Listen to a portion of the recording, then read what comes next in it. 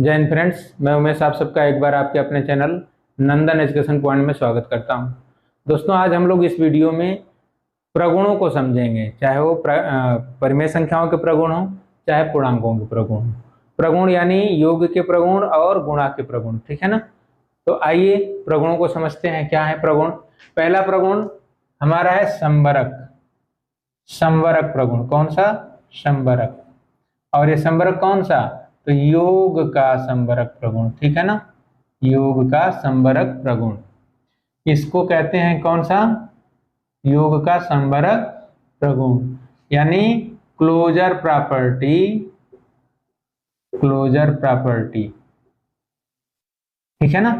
Closure property of addition. Addition ये प्रगुण हमें ये बताता है कि अगर हम देखिए, अगर पूर्णांकों पे इसको देखें तो इसके अनुसार अगर हम दो पूर्णांकों को जोड़ेंगे तो उत्तर हमें एक पूर्णांक ही मिलेगा। यानी इसके अनुसार हमें क्या पता चलता है? ये प्रगुण हमको ये बताता है कि जब भी हम किसी दो पूर्णांक को जोड़ेंगे तो जो उत्तर हमको मिलेगा वो भी एक पूर्णांक ही होगा, ठीक है ना। इसीलिए इसको क्लोजर प्रॉपर्टी यानी संवरक प्रगुण कहते हैं, ठीक है ना। यानी अगर हम ऋण 5 को और धन 5 को जोड़ दें, ऋण 5 और धन 5 को जोड़ दें तो उत्तर हमको मिलेगा 0। अब देखिए, ये भी एक पूर्णांक है, ये भी एक पूर्णांक है, तो यहां जो मिला ये भी क्या है? एक पूर्णांक है। पूर्णांक को हम लोगों ने समझा था 3 तरीके से: ऋणात्मक पूर्णांक, धनात्मक पूर्णांक और शून्य, ठीक है ना। इंटीजर है, निगेटिव इंटीजर, पॉजिटिव इंटीजर और 0। कोई दूसरा ले लीजिए, मान लीजिए -7 और -19 को हम ऐड कर दे रहे हैं, तो दोनों चूंकि समान चिन्ह वाले हैं जुड़ जाएंगे, ये हो जाएगा -26। देखिए, ये भी निगेटिव इंटीजर, ये भी निगेटिव इंटीजर, और जो आंसर मिला वो भी निगेटिव इंटीजर। पॉजिटिव को जोड़ेंगे तो पॉजिटिव इंटीजर, अपोजिट चिन्हों को जोड़ के भी हमने देख लिया, ठीक है ना।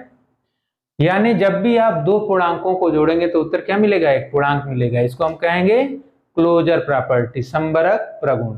आइए दूसरे प्रगुण को समझते हैं। दूसरा प्रगुण है योग का क्रम विनिमेय प्रगुण। तो देखिए, क्रम विनिमेय प्रगुण ये कहता है कि आप दो संख्याओं को किसी भी क्रम में जोड़िए, उनके योगफल पर उनके क्रम का कोई असर नहीं पड़ता।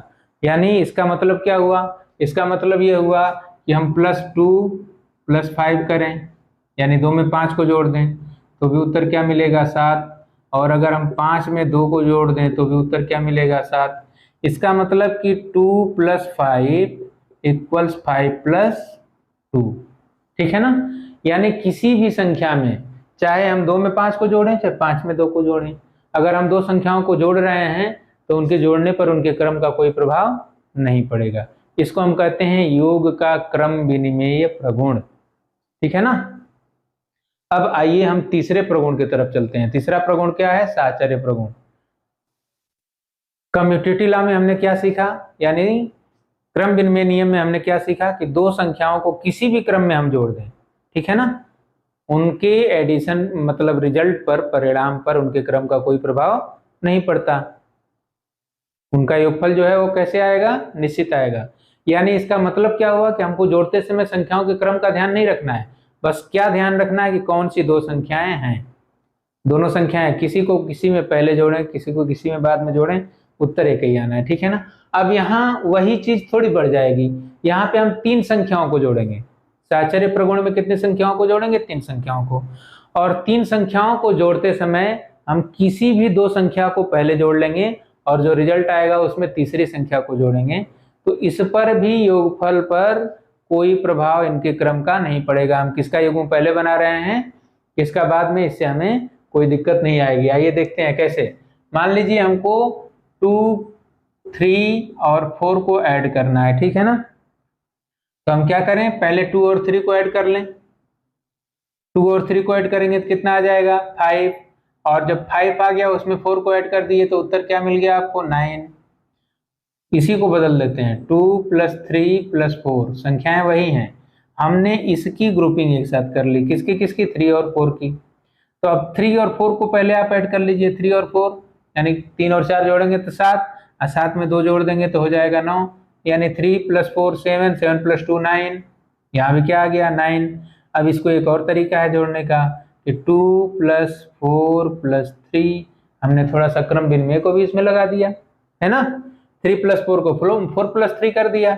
अब इन दोनों का एक साथ और जो आ गया उसमें 3 का, तो देखिए 2 और 4 को जोड़ेंगे 6, 6 में 3 को जोड़ेंगे 9, यानी यहाँ भी क्या मिल गया 9। ठीक, तो हम इसको किसी भी क्रम में जोड़ें, किसी भी 2 का युग्म बना लें, पहले उसको जोड़ लें, जो आए उसमें तीसरे को जोड़ें, उत्तर हमेशा एक जैसे मिलेगा। इसी को हम कहते हैं कौन सा, साहचर्य, एसोसिएटिव प्रॉपर्टी। तो इसका मतलब है कि 2 + 3 + 4 = 2 + 3 + 4 = 2 + 4 + 3। ठीक है ना, हम किसका किसका पेयर पहले बनाए इससे मतलब नहीं है, हमारा मतलब किससे था, हम किस 3 संख्याओं को जोड़ रहे हैं। बस ये तीनों संख्याएं एक ही होनी चाहिए, नहीं कि दोनों में बदल दीजिए। अगर एक ही संख्या को हम जोड़ रहे हैं तो उस पर उसके क्रम का कोई प्रभाव नहीं पड़ेगा।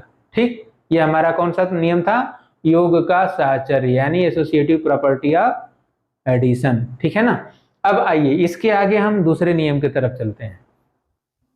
आइए अब हम लोग योग के तत्समक अवयव के बारे में जानते हैं। अगली प्रॉपर्टी हमारी क्या है, योग का तत्समक अवयव। 3 प्रॉपर्टी हम लोगों ने सीख लिया, क्लोजर प्रॉपर्टी यानी संबरक प्रगुण, कम्यूटेटिव प्रॉपर्टी यानी क्रम विनिमय प्रगुण, और एसोसिएटिव प्रॉपर्टी यानी साहचर्य प्रगुण। 3 को हमने सीख लिया। अब आइए हम जानते हैं योग का तत्समक अवयव। तो देखिए तत्समक अवयव का मतलब आप योग की क्रिया भी कर लें और जो योगफल है वो वही संख्या रहे जिसको आप जोड़ रहे हैं। यानी जैसे 5 में हम कोई संख्या जोड़ रहे हैं तो हम 5 में जोड़ भी लें और उत्तर भी 5 रह जाए, तो इसी को कहेंगे योग का तत्समक अवयव। वह कौन सा अवयव है, कौन सी संख्या है जिसको आप 5 में जोड़ भी दें और उत्तर 5 ही रहे, मतलब कोई अंतर भी ना आए। तो ये केवल एक ही संख्या संभव है, वो कौन सी है, 0। ठीक है ना, योग का तत्समक अवयव एडिटिव आइडेंटिटी कौन है, 0 है। 0 को हम क्या कहते हैं, योग का तत्समक अवयव। ठीक, मतलब कि अगर हम 10 धन 0 लिखेंगे तब भी 10 रहेगा, 15 धन 0 लिखेंगे तब 15 ही रहेगा। हम योग की क्रिया भी कर ले रहे हैं और हमारे योगफल में कोई परिवर्तन भी नहीं आ रहा है, मतलब वो संख्या खुद ही अपना योगफल भी रह रही है। ठीक है ना, तो इसीलिए इसको कहते हैं योग का तत्समक अवयव। योग तो आपने कर लिया लेकिन जो अवयव था जैसा था वैसा ही रह गया, 10 है तो 10 ही रह गया, 15 है तो 15 ही रह गया। आइए इसके आगे चलते हैं। एक और प्रॉपर्टी हमारी है, वो है कौन सी, तो वो प्रॉपर्टी हमारी है योग का प्रतिलोम। क्या है, योग का प्रतिलोम। अब प्रतिलोम ये शब्द ही आपको बता दे रहा है, प्रतिलोम का मतलब होता है उल्टा। इसको कहते हैं एडिटिव इनवर्स, एडिटिव इनवर्स। तो देखिए योग का प्रतिलोम मतलब अगर कोई संख्या है आपके पास तो उसमें एक ऐसी संख्या आप जोड़ दीजिए कि आपको तुरंत योग का तत्समक अवयव मिल जाए। मतलब 5 है तो आपको कुछ ऐसा उसमें जोड़ देना है जिससे कि उत्तर क्या मिल जाए, योग का तत्समक अवयव यानी 0 मिल जाए। तो 5 में हम क्या जोड़ें कि उत्तर हमारा 0 हो जाए, तो इसका सिंपल सा और सरल उत्तर क्या है कि 5 ही जोड़िए लेकिन चिन्ह बदल दीजिए। ठीक है ना, क्योंकि आपने योग करते समय क्या सीखा है कि धन और ऋण जब विपरीत चिन्ह होते हैं तो हम उनको घटाते हैं। तो अगर धन 5 है तो उसमें ऋण 5 को जोड़ेंगे तो घट जाएगा, घटेगा तो क्या आ जाएगा, 0 आ जाएगा। ठीक है ना, तो योग का प्रतिलोम यानी एडिटिव इनवर्स क्या है, तो अगर हमारे पास मान लीजिए 5 है तो इसका प्रतिलोम क्या हो जाएगा, ऋण 5। 5 का प्रतिलोम क्या आ जाएगा, ऋण 5, यानी संख्या वही है, चिन्ह बदल जाएगा। ठीक है ना, अगर x कह दें x है तो इसका एडिटिव इनवर्स ऋण x हो जाएगा, यही ना। x में कोई भी संख्या ले लीजिए जो आपकी इच्छा हो, धन 10 लेंगे तो ऋण 10 हो जाएगा, ऋण 10 लेंगे तो ऋण और ऋण मतलब धन 10 हो जाएगा, चिन्ह बदल जाएगा, उल्टा हो जाएगा। ठीक है ना, तो आप योग का तत्समक अवयव जान गए, 0 होता है, और प्रतिलोम भी जान गए, यानी जो संख्या है वो खुद अपना प्रतिलोम है, बस चिन्ह बदल देना है। ठीक है ना, अगर हम आपसे पूछें कि 25 का योगात्मक प्रतिलोम बताइए, ठीक है ना, इसी योग का प्रतिलोम जो है इसी को योगात्मक प्रतिलोम भी कहते हैं। क्या कहते हैं? योगात्मक प्रतिलोम। ठीक है ना। तो अगर हम आपसे पूछें कि 20 का योगात्मक प्रतिलोम क्या होगा, तो आप क्या उत्तर देंगे? तुरंत चिन्ह बदल दीजिए। 20 तो 20 ही रहेगा, लेकिन चिन्ह क्या हो जाएगा? धन से ऋण हो जाएगा। तो धन 20 का योगात्मक प्रतिलोम ऋण 20, और अगर ऋण 20 का योगात्मक प्रतिलोम पूछें तो धन 20। ठीक है ना। तो उम्मीद है आप ये सारे प्रगुणों को समझ गए होंगे। अब ये तो योग के थे, यही प्रगुण गुणा में भी चलेंगे। ठीक है ना, गुणा में भी यही सारे प्रगुण चलेंगे। तो आइए अब गुणा के प्रगुणों को समझते हैं। आइए अब हम लोग गुणन के प्रगुणों को समझते हैं। ठीक है ना। अब हम किसका उदाहरण लेंगे? पूर्णांकों का, साथ में परिमेय संख्याओं का भी लेकर के चलेंगे। ठीक है ना, क्योंकि दोनों सेम है, जितने पूर्णांक है सभी परिमेय संख्याएं भी हैं। तो देखिए, गुणन का संवर्ग प्रगुण क्या कहता है कि हम दो संख्याओं का गुणा करें। अगर दो पूर्णांकों का गुणा करें तो उत्तर एक पूर्णांक ही मिले, दो परिमेय संख्याओं का गुणा करें तो उत्तर परिमेय संख्या मिले। ठीक है ना। तो आप जिसके लिए समझेंगे, पूर्णांकों के लिए समझेंगे तो पूर्णांकों के गुणन का संवर्ग प्रगुण, परिमेय संख्याओं के लिए समझेंगे तो परिमेय संख्याओं के गुणन का संवर्ग प्रगुण। तो कैसे है? देखिए, अगर हम 2 में 5 से मल्टीप्लाई कर देंगे तो आंसर आएगा 10। 2 भी एक क्या है? पूर्णांक है। 5 भी क्या है? पूर्णांक है। और जो उत्तर आ गया वो भी क्या है? पूर्णांक है। यानी दो पूर्णांकों को हमने गुणा किया तो उत्तर क्या मिल गया? एक पूर्णांक मिल गया। ठीक है ना। परिमेय संख्या ले लीजिए, हमने 1/2 धन 1/3 इसको जोड़ दिया। अब ये कितना आ जाएगा? ये आ जाएगा 5/6 आएगा ना। 1/2 और 1/3 को जोड़ दिया, 5/6 आ गया। अब बताइए, 1/2 परिमेय संख्या है, p/q के रूप में है। 1/3 परिमेय संख्या है, p/q के रूप में है। तो 5/6 भी एक परिमेय संख्या है, ये भी किस रूप में है? p/q के रूप में। यानी गुणन का संवर्ग प्रगुण सही है ना, परिमेय संख्याओं के लिए भी सही है और पूर्णांकों के लिए भी सही है। अब आइए दूसरे पर चलते हैं। दूसरा क्या है? गुणन का क्रम विनिमय प्रगुण। तो क्रम विनिमय प्रगुण यही कहता है कि दो संख्याओं को अगर आप गुणा कर रहे हैं तो किसी को पहले किसी को बाद में लिख के गुणा कर लीजिए, उसके क्रम का उसके गुणनफल पर कोई प्रभाव नहीं पड़ेगा। मतलब कि अगर आप 3 × 5 लिखेंगे या 5 × 3 लिखेंगे, दोनों ही कंडीशन में आपको उत्तर क्या मिलेगा? 15। 3 5 जा 3 5 15, 5 तिहाई 15, मतलब आप कैसे भी गुणा करेंगे उत्तर क्या आएगा? 15 ही आएगा। तो क्रम का इस पर कोई प्रभाव नहीं पड़ेगा। ऐसे ही परिमेय संख्या ले लीजिए, 3/5 × 3/6, तो हमें उत्तर क्या मिल जाएगा? 3/6 × 3/5। देखिए, 3 तिहाई 9, 5 6 30, ये 9/30 इधर भी आ गया। 3 तिहाई 9 और 5 6 5 30, यानी 9/30 इधर भी आ गया। तो उत्तर हमें क्या मिलेगा? समान मिलेगा। क्रम का इस पर कोई प्रभाव नहीं पड़ेगा। ठीक है ना। साहचर्य पे आ जाते हैं। तो देखिए, साहचर्य जैसा योग में है वही गुणन में भी है, बस संक्रिया बदल जाती है। यहाँ पर भी 3 संख्याओं का जब हम गुणा करेंगे तो किसी भी 2 संख्या का हम पहले गुणा कर लें और उसमें तीसरी का गुणा करें, किसी भी क्रम में करें, गुणनफल हमेशा एक ही आएगा। मतलब क्या है? मतलब यह है कि 2 × 3 × 4 अगर है, ठीक है ना, तो पहले 2 और 3 का गुणा कर लीजिए, 2 तिहाई 6, और 6 में 4 का गुणा कर दिए, कितना आ गया? 6 चौका 24, 6 4 जा 24। दूसरा हम क्या करें? 2 और 3 और 4 का एक साथ कर लें, तो 3 और 4 का गुणा कर लिए, 3 चौके 12, 12 में 2 से कर दिए, 12 दूनी 24, यहाँ भी 24 आया था, यहाँ भी 24 आ गया, दोनों क्या हो गया? बराबर आ गया। एक और बच रहा है, क्या करते हैं? क्रम विनिमय भी लगा देते हैं, है ना। तो क्या करेंगे? 2 × 4 को पहले कर लें और जो आ गया उसमें 3 से कर दें, तो 2 चौके 8 और 8 तिहाई 24, यहाँ भी 24 आ गया, यहाँ भी 24 आ रहा था, यहाँ भी 24 आ गया, यहाँ भी 24 आ गया। इसका मतलब हम किसी भी क्रम में गुणा करेंगे, गुणनफल क्या होगा? हमेशा इक्वल आएगा। ठीक है ना। ये साहचर्य प्रगुण है। ऐसे ही आप ले लीजिए 1/2 × 1/3 × 1/4, तो पहले इन दोनों का गुणा कर लीजिए, 1/6, और फिर 4 का गुणा करेंगे तो 1/6 में 1/4 का तो 1/24। यहाँ पर देखिए 1/2 तो है, लेकिन पहले 1/3 और पहले 1/4 का गुणा कर लें, तो 4 3 12, यानी 1/12, और 12 में 2 से तो 1/24 यहाँ भी आ गया।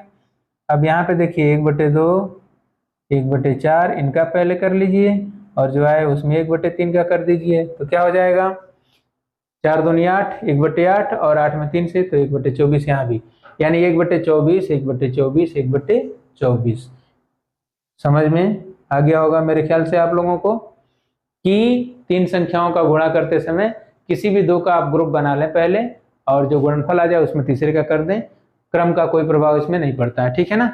अब गुणन का तत्समक अवयव, तो देखिए फिर यहाँ पे मल्टीप्लिकेटिव आइडेंटिटी यानी तत्समक अवयव कहता क्या है कि हम गुणा की संक्रिया भी कर लें और जो संख्या है वो वैसे ही पड़ी रहे, गुणनफल में वही संख्या आ जाए, ठीक है ना। तत्समक जैसे है वैसे ही बनी रहे।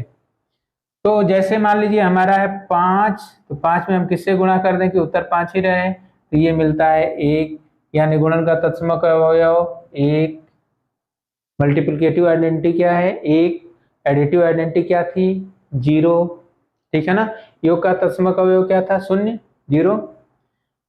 गुणन का तत्समक अवयव क्या है 1 है, ठीक है ना। किसी संख्या में 0 जोड़ देंगे तो वही रहेगा, लेकिन किसी संख्या में 1 से गुणा कर देंगे तब भी वही रहेगा।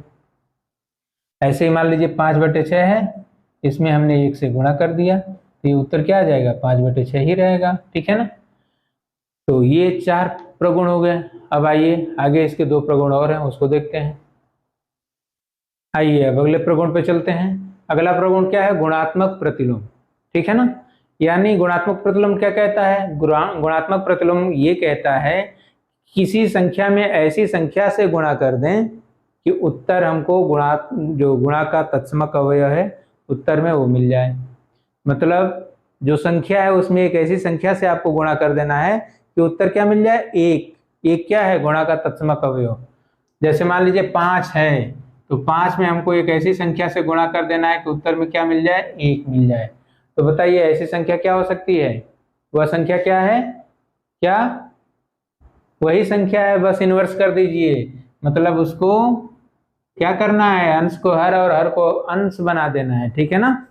5 को क्या करना है 1/5 कर देना है, 5 का मतलब 5/1 है, तो आप उल्टा कर दीजिए 1/5 कर दीजिए, ठीक है। यानी अगर x है कह दें कि x का गुणात्मक प्रतिलोम क्या होगा, तो आप क्या बता देंगे 1/x होगा। क्यों, क्योंकि x में अगर 1/x से आप गुणा करेंगे तो उत्तर क्या मिल जाएगा 1, ठीक है ना।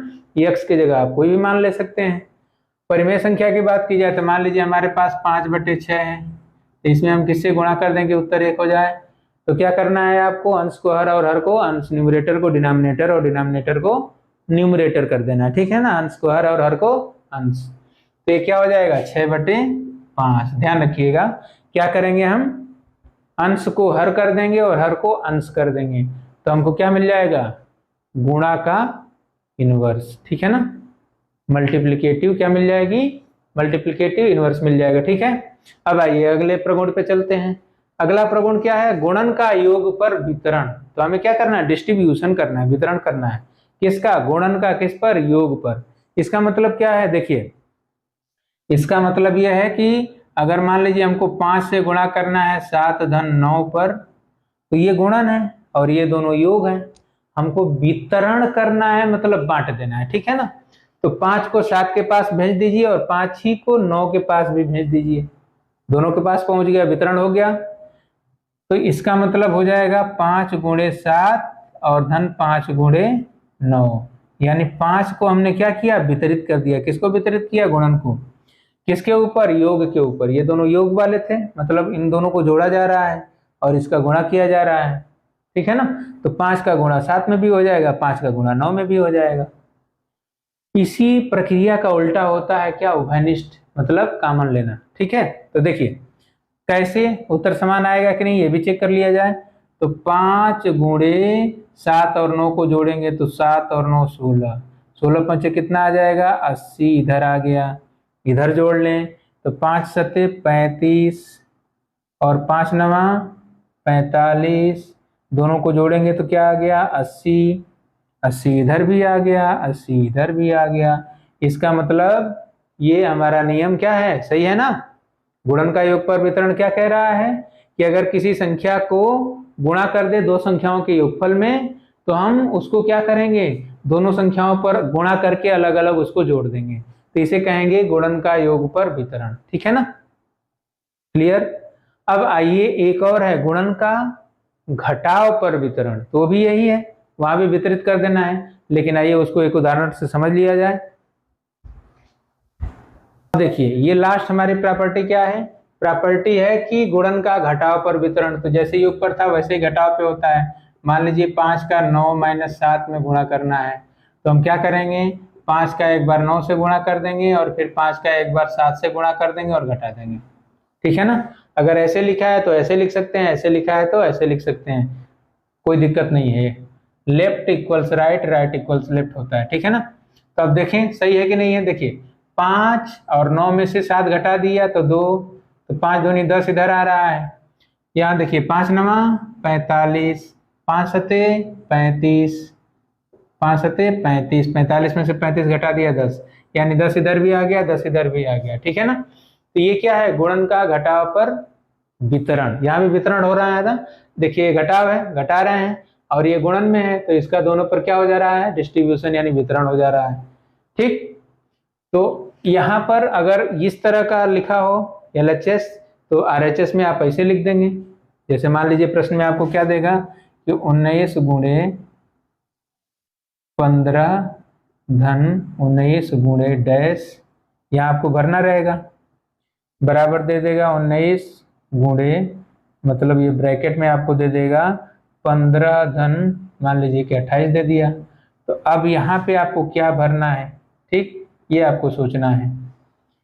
तो इस नियम को ध्यान में, जब इस नियम का ध्यान रखेंगे, कौन सा, इसका नहीं बल्कि किसका, योग वाले का, तो उसको जब आप ध्यान में रखेंगे तो देखिए ये एक 15 आना चाहिए 19 के साथ और एक 28 आना चाहिए 19 के साथ। तो 19 के साथ 15 तो आ गया है, लेकिन 19 के साथ कौन नहीं आया है, तो उसी को यहाँ बुला देंगे। 28 नहीं आया था, 28 को हमने बुला दिया। ठीक है ना। तो इस तरीके से आपको भरने के लिए ये देगा परीक्षा में। तो ये हमने सभी प्रगुणों को पढ़ लिया। पूर्णांकों के प्रगुण और परिमेय संख्याओं के प्रगुण एक ही होते हैं, क्योंकि जितने पूर्णांक हैं वो सभी परिमेय संख्याएं भी होती हैं। ठीक है ना। हाँ, परिमेय संख्याओं का और पूर्णांकों का तो उल्टा सही नहीं होता है। सभी परिमेय संख्याएं पूर्णांक नहीं होती, लेकिन सभी पूर्णांक परिमेय संख्याएं होते हैं। ठीक है ना। तो इसीलिए हमने किससे समझा, पूर्णांकों से समझा। तो ये जो पूर्णांकों के प्रगुण है वही परिमेय संख्याओं के भी प्रगुण होंगे। ठीक है ना। फ्रेंड्स, आपके सामने 5 प्रश्न हमने दिया है। ठीक है। इन 5 प्रश्नों में आप क्या भरेंगे, खाली जगह जो हमने छोड़ रखी है उसको देखिए ध्यान से और सोचिए कि आप क्या भरेंगे, फिर हम इसको सॉल्व करते हैं। वीडियो को पॉज करके आप पहले सोच लीजिए और फिर जब हम सॉल्व करेंगे तो उससे आप आंसर मिला लीजिएगा, तो हम समझ जाएंगे या आप लोग खुद समझ जाएंगे कि आपने अभी तक कितना प्रगुणों को समझ लिया है। ठीक, अब आइए इसको सॉल्व करते हैं। देखिए पहले प्रश्न में क्या है, 135 में किसी संख्या से गुणा कर रहे हैं, फिर उसमें हम 25 का गुणा कर दे रहे हैं, आगे बढ़ रहे हैं, इक्वलिटी का साइन है, मतलब वही उत्तर आएगा जो यहाँ आ रहा है, खाली जगह छोड़ दिया। 45 और 25, यहाँ पे 2 संख्याएं मिली, यहाँ मिला था 135 और 25, तीसरे पर गए तो 135 और 25 है, लेकिन तीसरी संख्या गायब है। तो इसका मतलब हम क्या भर दें, यहाँ पे, यहाँ भी 45 भर दीजिए, यहाँ भर दीजिए 135 और यहाँ भर दीजिए 45, क्योंकि यही तीनों संख्याएं हैं जो क्या करेंगी, घूमेंगी, है ना। ये योग का, अरे सॉरी, गुणन का कौन सा प्रगुण है, साहचर्य प्रगुण। 135, 45, 25 3 संख्याएं हैं, तो यही 3 रहेंगी, बस क्रम बदलेगा, उत्तर वही रहेगा। तो देखिए यहाँ पे 135 और 25 था, 45 नहीं था, यहाँ पे 45 और 25 था, 135 नहीं था, यहाँ पे 135 और 25 था, 45 नहीं था। ठीक है ना। तो जो संख्या छूट रही थी हमने क्या किया, उसको भर दिया, वही 3 संख्याएं हैं। आइए आगे, 26/48 में आपने गुणा भी कर लिया और उत्तर जो मिला वो 26/48 ही रहा। तो इसका मतलब ये कौन सा प्रगुण है, संख्या आपके पास है, इसमें आपने गुणा की क्रिया भी कर लिया है, गुणा की संक्रिया हो भी गई है, और जो रिजल्ट आया वो खुद ही वही संख्या है। तो इसका मतलब ये कौन सा है, कौन सा, गुणन का तत्समक, और ये क्या होता है, 1 होता है। क्या होता है, 1। इसको या तो 1 लिखिए या 1/1 लिखिए, दोनों एक ही चीज है। ठीक है ना। आइए तीसरे प्रश्न पे, 25/18, 25/18 में आपने जोड़ने की क्रिया भी कर ली, कुछ जोड़ दिया, लेकिन जोड़ने के बाद मिला क्या, 0 आ गया, मतलब योग का तत्समक अवयव, एडिटिव आइडेंटिटी आ गया, ठीक है ना। तो एडिटिव आइडेंटिटी कैसे आता है, संख्या वही रहेगी, चिन्ह बदल जाएगा। मतलब क्या है, 25/18 ही रहेगा, लेकिन क्या होगा, प्लस की जगह माइनस हो जाएगा, ठीक है ना। क्या होगा, प्लस की जगह पे माइनस, तो प्लस 25/18 की जगह माइनस 25/18। अच्छा, दोनों में माइनस मत कर दीजिएगा, नहीं तो प्लस हो जाएगा। मतलब -25/-18 दोनों माइनस माइनस रहेगा तो फिर प्लस हो जाता है, तो ये मत करिएगा, किसी एक ही में माइनस का चिन्ह लगाएंगे, ठीक है ना, चाहे न्यूमरेटर में या डिनोमिनेटर में। अब इधर आ जाइए, 29/18 में आपने गुणा भी कर लिया, गुणा की संक्रिया हो गई, परिणाम क्या हुआ, 0। तो अब बताइए, किसी संख्या में किस संख्या से आप गुणा करेंगे कि उत्तर 0 मिल जाएगा, तो ये केवल एक ही संख्या है, ठीक है ना, वो है क्या, 0, ठीक है ना। 0 सबसे बड़ा हीरो है ना, जो इससे टकराता है गुणा के समय वो चूर चूर हो जाता है, मतलब ये क्या करता है, उसको 0 बना देता है। अब आइए लास्ट प्रश्न पे चलते हैं, पांचवें पे। पांचवा क्या है, देखिए 2/3 धन 4/5, और उसमें गुणा किसे करना है, 6/7 से, मतलब ये गुणन का योग पर वितरण है। तो इसमें होगा क्या, 6/7 एक बार इसके साथ और एक बार इसके साथ, दोनों के साथ बारी बारी से गुणा करेगा और जुड़ जाएगा। तो 6/7 गुणित 2/3, 6/7 गुणित 2/3 आ गया है। फिर 6/7 गुणित 4/5, तो 4/5 तो है, लेकिन क्या नहीं है यहाँ पे, 6/7 नहीं है, तो हम क्या करेंगे, वहां पे 6/7 को लिख देंगे, ठीक है ना। तो 6/7 दोनों के साथ हो गया। ये हमारा क्या था, गुणन का, अरे सॉरी, गुणन का योग पर वितरण, सही है। उम्मीद है आप सब लोग इसको समझ गए होंगे। अब आप इसका अभ्यास करिए, मिलते हैं आपसे अगले वीडियो में।